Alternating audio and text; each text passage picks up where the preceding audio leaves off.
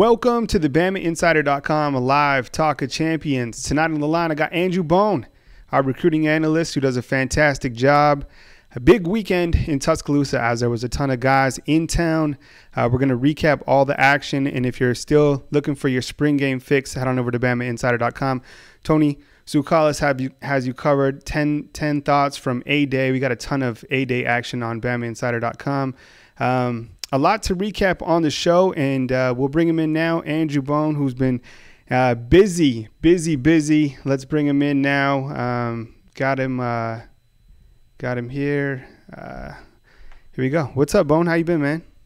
Hey, what's up, Kyle? How's it going? Good, man. You know, it's you've been busy. You've been belting out content after content. I know that it's a busy time for you. It's a busy time for me. It's a busy time for Tony. But I wanted to bring you on, and I think a good place to start out with. Let's talk about the two new commitments. I mean, we're on the phone for A-Day. It's about to start, and the news goes down that Alabama's getting another Tungo Valoa. Why don't you go ahead and talk about him? Yeah, early on Saturday, right before the start of A-Day, Talia Tungavailoa, the younger brother of Tua, decided to go ahead and pull the trigger, go ahead and commit. And we kind of expected him to commit at some point throughout the year. I mean, Alabama is going after two in-state quarterbacks.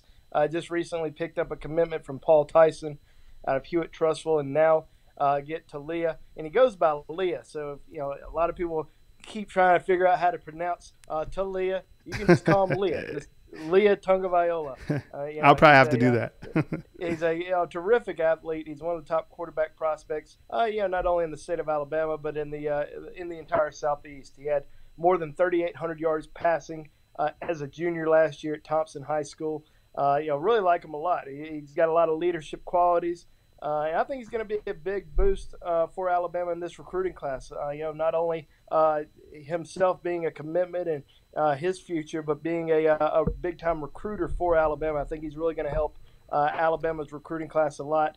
He and Paul Tyson, being two quarterbacks, two guys who are considered leaders of the class, committing early, guys who are in-state quarterbacks who are going to be in Tuscaloosa so many times throughout the year. They're going to be able to make every single event. They're going to be able to go to all the games. So, they're going to be seen, and they're going to be spending a lot of time with these top recruits who are in Tuscaloosa throughout the year.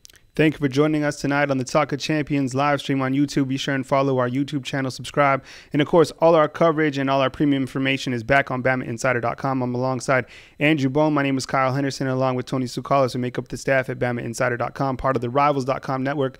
Now, Bone, how is landing two commitments from the class of 2019 going to affect Alabama? I know all spring you've said that Alabama will land two quarterbacks. They have Paul Tyson and now Leah Tungavailoa. So, I mean, are you surprised that Alabama has two quarterback commitments? I guess you've been saying it, so maybe you're not surprised.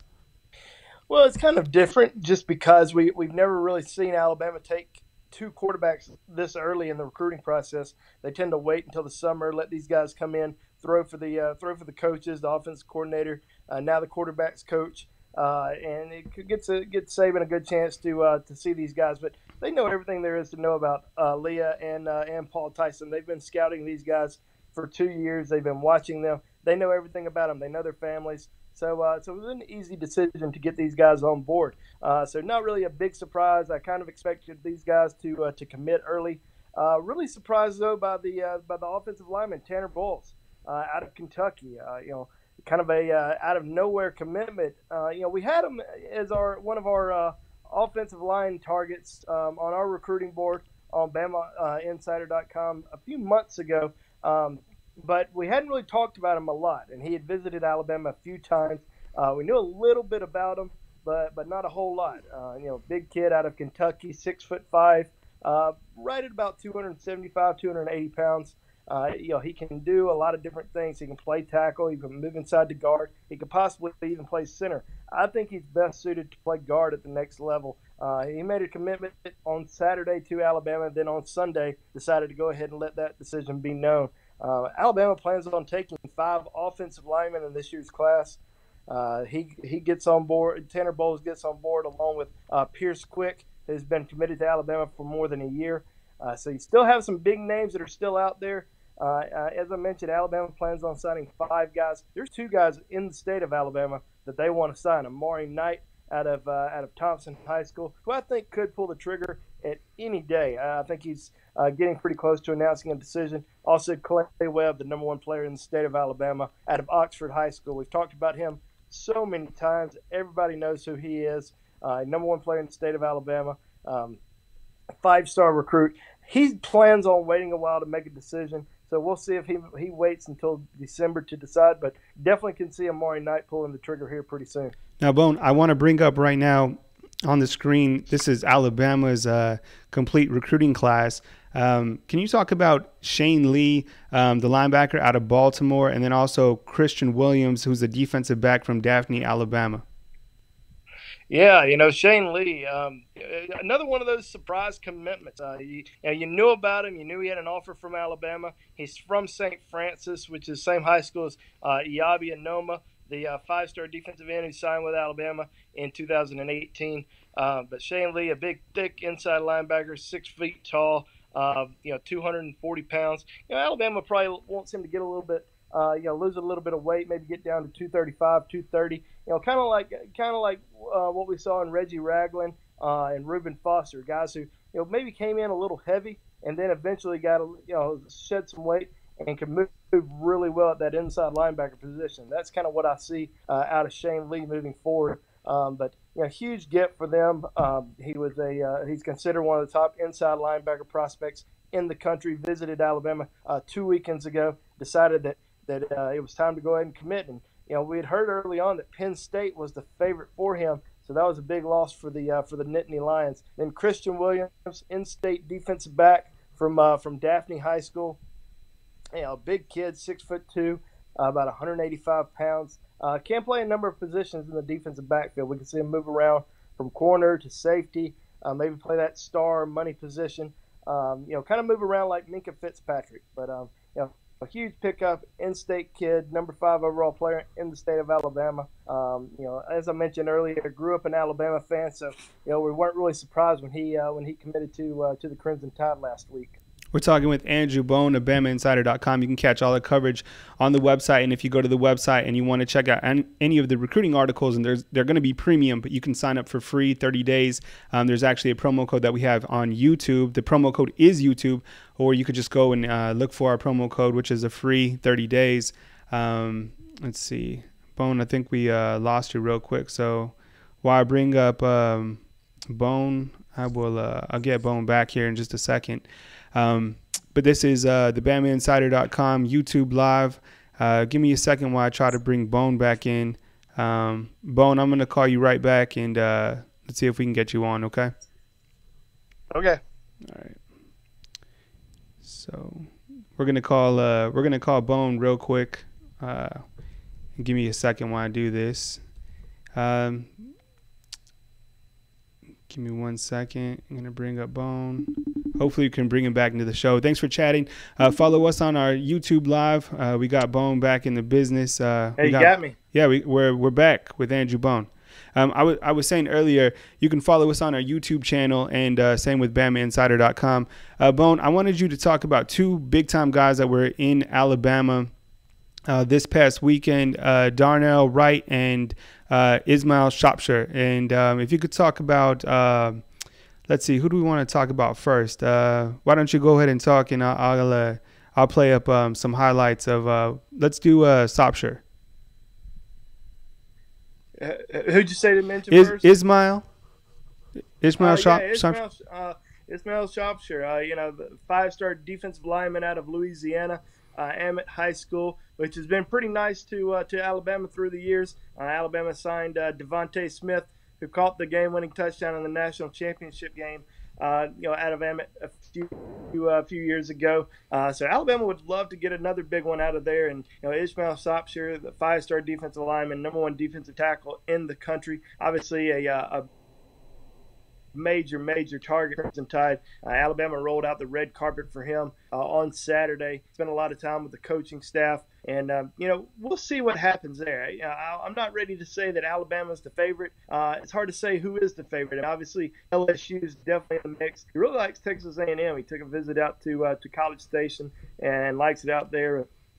Most of the time when we see these top kids from Louisiana, we're seeing these Alabama versus LSU battles, and Alabama's been able to win a lot of these top battles against LSU, going into their home state and getting some of the top players year after year. So that would certainly be a big get for them. I don't think he's going to announce a decision anytime soon. Probably wait until maybe closer to signing day. Maybe even announce when he plays in one of the Under Armour or U.S. Army All-America games. I'm not sure which one he's going to be playing in. But yeah, big target.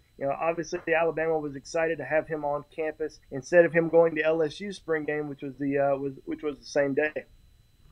Can we also talk about Darnell Wright? He's another 5-star that was in town. I'm going to bring his clip up right now. So go ahead and talk about Darnell Wright. Yeah, Darnell Wright, the number one offensive tackle in the country out of West Virginia. West Virginia's been pretty nice to Alabama as well. I mean, they sent Nick Saban down to Tuscaloosa, so that's a pretty good state for Alabama to recruit, and I'm sure Nick Saban can share a few stories with Darnell about growing up in that state. Of course, it was a different time back then, but Darnell is a really good kid, very humble kid. I've talked to some people that are very close to him. He doesn't really like the spotlight that much, so you don't really get a chance to you don't see him really talking a lot to media. I had an opportunity to speak with him last night about the visit to Tuscaloosa. Really had a great time. Plans on coming back in the summer. Also, again, for an official visit in the fall. He didn't name a favorite, but just from talking to him, I think Alabama's in the lead. Just heading into the summer, obviously a long way to go. He's going to take more visits this summer, and in the fall, he's probably going to wait to announce at the Under Armour All-America game in January. But yeah, I think Alabama's in really good position.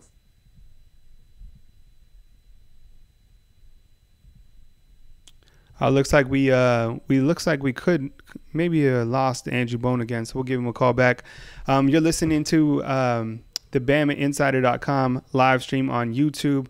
Let's try to give Andrew Bone a call again. Not sure what's happening, but we'll try him again. And thanks for joining us. If you have recruiting questions, you can go ahead and pipe them in right now, and then when we bring Andrew back on, we'll go ahead and bring those up to you for. Here we go, Bone. Hey, I lost you. Yeah, hold on. We're going to bring you right back in. No problem.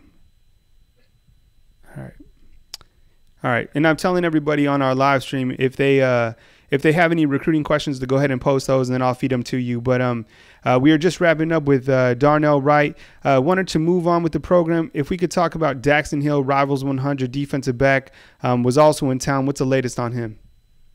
Yeah, Daxton Hill, kind of one of those kids that we knew had an offer from Alabama, but you never know how interested a kid is until they actually visit, especially coming from Oklahoma.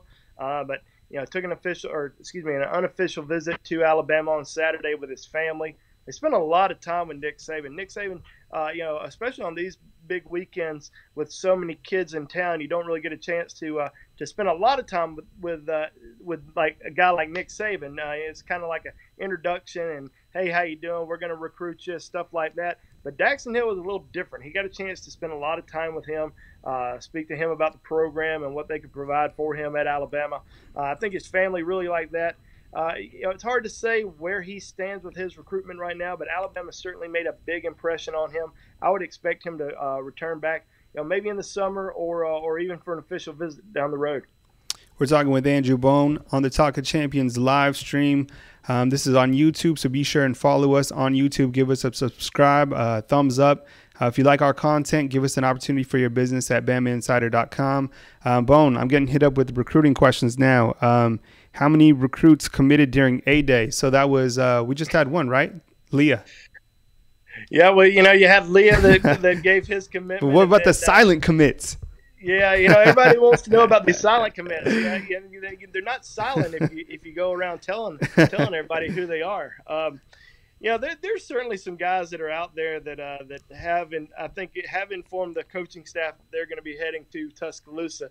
Now, when they do decide they want to commit, it's kind of up to them. Will they commit in the next couple days? Will they commit in the next week? Will they wait a month? We've kind of seen this in the past. So we've seen some kids that they've told Alabama, yeah, I'm committing, and then let me go home and let me make a video, or let me announce it on my Twitter, or do something like that, and then they never commit. So I think that's why Alabama fans get a little nervous sometimes when we start talking and saying that we feel pretty good about certain kids committing pretty soon, but when's it going to happen? Jason Jones was a kid who told me just the other day that he was going to announce on Tuesday of this week, and then decided that he was going to hold off and announce on July the 4th, which was kind of his original plan. Jason Jones, one of the top two players, in my opinion, in the state of Alabama for 2020 out of Calera High School. Alabama got a big commitment that we didn't even talk about. Daz Worsham, currently rated as the #1 player in the state for 2020 out of Hewitt-Trussville, who committed on Friday night just before A-Day. But there's definitely some guys that are out there. I would keep an eye. I'm not going to say these guys are committed, but some guys I would keep an eye on in terms of maybe they'll commit in the next couple weeks, or probably before the summer. DJ Dell out of Clay Chalkville. I think he's very close to announcing a decision. Had a great visit, big defensive tackle, in-state defensive tackle. Jalen McCullough. Now, Jalen told me he's 4-star safety out of Marietta, Georgia. He told me last night, he said, I plan on waiting until the season. But with Alabama's defensive back class the way it is, they're in really good shape with some top guys. And we saw Brendan Gant decommit from Alabama on Sunday night. Wasn't really surprised by that. I talked to him on Sunday right before he decommitted, and he said, I took an unofficial visit to Alabama for A-Day, and I didn't even, not a single coach talked to me. So I was kind of surprised by that. Most of the time coaches are still going to talk to you, but he's one of those kids who committed to a previous coaching staff. And when I say previous coaching staff, I mean Derek Ansley, the defensive back coach. Got you. Makes sense. Jeremy Pruitt, the defensive coordinator. Yeah, it's a completely new staff besides Saban. Completely new staff. And Brendan even told me he never even talked to Nick Saban when he gave his commitment. So he had committed to Derek Ansley. I think things kind of work out the best, for both sides, because there's some top kids that Alabama's going after that they really like. They probably have a little bit ahead of Brendan Gant on the recruiting board. Guys like Jalen McCullough or Noah Pola Gates out of Arizona. Those are some guys that they really like a lot that I can see in this recruiting class, and they plan on only taking about 4 or 5 defensive backs. And there's a lot of guys still out there that I think they've got a great chance to sign. Well, that's interesting that they're going to take 4 to 5 defensive backs, as you mentioned, because you still have some defensive backs coming in this year, right? I mean, still to report in June with Patrick Surtain, Jalen Armour Davis, guys that are going to be true freshmen this coming year. So Josh Job's another one. It'll be interesting to see how those guys pipe in to the season come August. I got another recruiting question for you. This one is related to the summertime for Alabama. What's going to happen? Is Alabama going to have one of those recruiting barbecues? Does that still go down this summer, and when does that take place? Yeah, absolutely. I think they're going to do it in July. It's not scheduled at the moment, but right now the plan is to have. I believe they're going to have both of their big summer camps in June. It's kind of different this year than we've seen in years past. We usually see a big camp early on in June. We see a special teams camp, a high school camp, and an O-line, D-line camp in June. Well, they're going to have those camps in June. They're going to also have another round of them in June instead of having them in July like they've had in the past. So we're probably going to see the camps happen in June, Champions Cookout in July. So we'll see a lot of top kids, even some kids that haven't visited Alabama yet come through during the summer, guys, especially guys from like the West Coast that we see usually visit, throughout the summer. Maybe even some guys from up the East Coast and down in South Florida. Bone, good stuff, man. Killing it like usual. If you want more of Andrew Bone's content, going over to BamaInsider.com. Got a ton of premium articles. You don't want to miss all those recruiting nuggets being dropped. There's a ton of content, especially Bone's Insider Report, which you don't want to miss. Bone, until next time, my friend, we'll catch you soon, man. Good job. Thanks, Kyle. All right, talk soon. Andrew Bone of BamaInsider.com. Nobody does it bigger or better than Andrew Bone. And you can find more of his content on BamaInsider.com. Wanted to Bone, you can go ahead and X out, man. I'm gonna take these guys home. I wanted to rap a little bit about A-Day before I bounce out. As you can see, your chats are up on the screen. Wanted to close out A-Day one more time. Post your questions on the bottom or on the side of the screen. Want to know who was your A-Day MVP other than Mac Jones and what you thought of A-Day in general. I got the stat sheet right here. This is the official box that they give the media after the games. Were you surprised by Jalen Hurts' performance on A-Day? Were you surprised that they let him stick out, the entire game? I kind of was, to be honest. I thought, even though they really only have two quarterbacks, I thought they might, give an opportunity to one of those walk-ons just to maybe get Jalen out. But I think, Nick Saban gave Jalen plenty of opportunity to get things going with the offense. I will say this, though, as I rewatched A-Day, you got to think about this. Jalen went against Alabama's first-team defense. Which quarterback in college football is going to have success against Alabama's first-team defense? I don't think many, right? But Mac Jones, I was really surprised with Mac Jones, what he did for Alabama as a redshirt freshman. 23 of 35 passing, 1 interception, 289 yards, passing 2 touchdowns, the longest of 65. How about Chadarius Townsend doing some work? That was nice. I really enjoyed what he did when he spun off the defender and took up the field for a score. Brian Robinson, also of the Crimson team. Check this out. Hillcrest, right in Tuscaloosa. 7 rushes for 30 yards. Also had a touchdown. And then I liked him receiving out of the backfield. Didn't you think he was nice? 6 receptions for 59 yards. I think he's going to have a big year. Everyone's talking about Najee Harris, and rightfully so. You have Damian Harris, a returning senior, ran for 1,000 yards last year. Najee's back, got plenty of experience last year. And then you also have Brian Robinson. So don't sleep on Brian Robinson. And, of course, you have Joshua Jacobs, who will hopefully be healthy by the season. Got some chats coming in. If you have any questions, just pipe them in. And, yeah, you're right. The defense didn't let Hurts breathe. And what about the play? If you rewatch A-Day, watch the play of Isaiah Buggs, Raekwon Davis? My goodness. And Christian Miller was coming after Hurts. He was giving Alex Leatherwood all he could handle on the outside. I'm serious. So you have Christian Miller, Terrell Lewis, Raekwon Davis, Isaiah Buggs. And then on the flip side, I thought LeBron Ray played very well. Christopher Allen played really well. Check out this. These are the defensive stats. How about Dylan Moses? 10 tackles, right? 5 solo, 5 assists. Raekwon Davis had 8 tackles. Trayvon Diggs had 9 tackles actually on the game. Mac Wilson, 7 tackles. Isaiah Buggs, 7 tackles, as I talked about. Quinnen Williams had 2 sacks, as did Christian Miller for the white team. Joshua McMillan had himself a nice game. 6 tackles. And actually, Joshua McMillan had 9 tackles. 6 of those were solo. Daniel Wright had 8 tackles. What do you guys think of the running game with Najee and Damian? You think that's going to be one of college football's top tandems? I think so.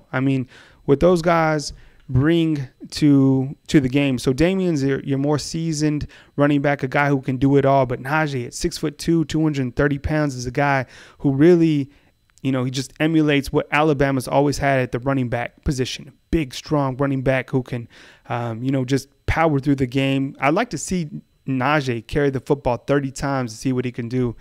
Post your questions in here, and I'll get back to him for a little while, and then we'll chop up shop, and then you can catch all our coverage back at BamaInsider.com. Hurts looks bad because he crumbles against stiff competition. Do you think Alabama will land a graduate transfer? No, Jay Hayes, I was talking with Bone earlier. He didn't mention this on the program, but Jay Hayes was supposed to be here today. He was supposed to be here this weekend.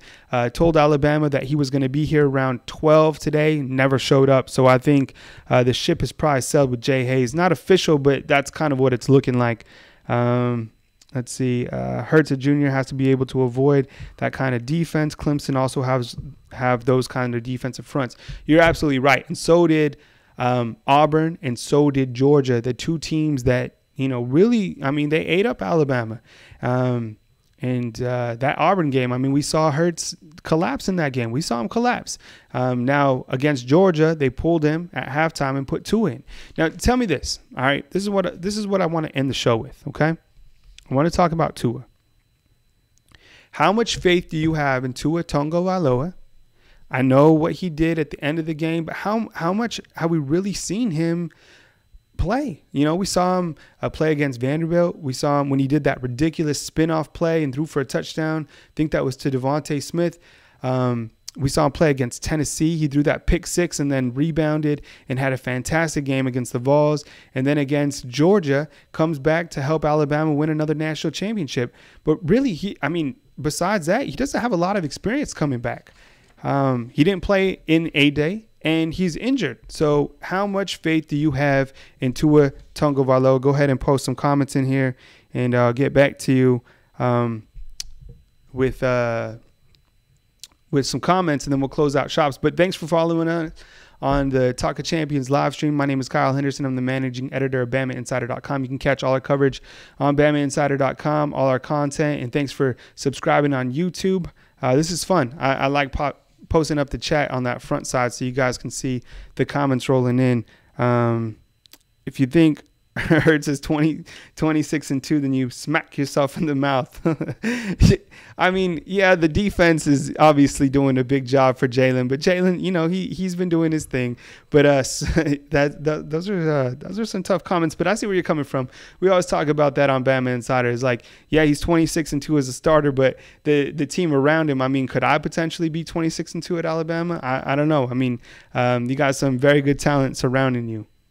Jay Hayes flipped to UGA, and I think that could be potentially right because Hayes was in Athens when he was supposed to be in Tuscaloosa, so that's going to be a big loss. But Alabama has another defensive tackle coming in, and guys like Quinnen Williams and some other defensive tackles starting to rise up for Alabama. I don't think Alabama's going to have issues in the trenches ever. Also, before we go, remember the NFL draft is this week. I had it written down somewhere. Let's here it is. All right, this is from Walter Camp. I like their website. They do a good job with some mock drafts. They have Minka at number 13 going to the Redskins. Number 15, Deron Payne going to the Cardinals. Number 16, Calvin Ridley to the Ravens. Number 28, Rashaan Evans to the Steelers. Round 2, Ronnie Harrison to Cincinnati. Round 3, Anthony Everett to the Ravens. Number 90 in the 3rd round, Deshaun Hand to the Falcons. Round 4, Bo Scarborough to the Ravens as well. Oh, that would be crazy if 3 guys from Alabama go to the Ravens along with Marlon Humphrey from last year. Round 5, Bradley Bozeman to the Redskins. How about this? At number 166, Tony Brown to the Bills. And last but not least, Dion Hamilton to the Browns.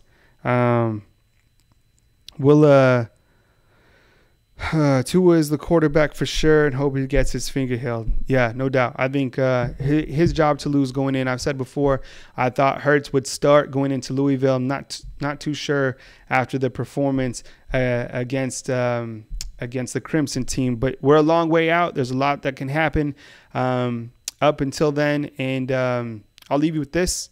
Today, I got a message from someone asking me from Texas if Jalen Hurts would have to sit out. The answer is yes, but Texas, I think that could potentially be a spot that Jalen Hurts would transfer to. Okay, I'll leave it there. You guys can marinate on that. Not saying it's official, but just kind of throwing it out there. We're going to talk about that all summer. Thanks for following tonight. Be good people out there. I sincerely appreciate you guys giving us time on Bama Insider. Thanks for giving us your time on YouTube. Be sure and subscribe. Share the word that we're out here. And, you guys do a great job. So, yep, only took 30 minutes for Tua in the Natty. So as long as he's back for that final game, right, he could spin it and win. From Tuscaloosa, Alabama, my name is Kyle Henderson. Thanks for following us on the YouTube Live. Follow us on BamaInsider.com, on Twitter /Bama Insider.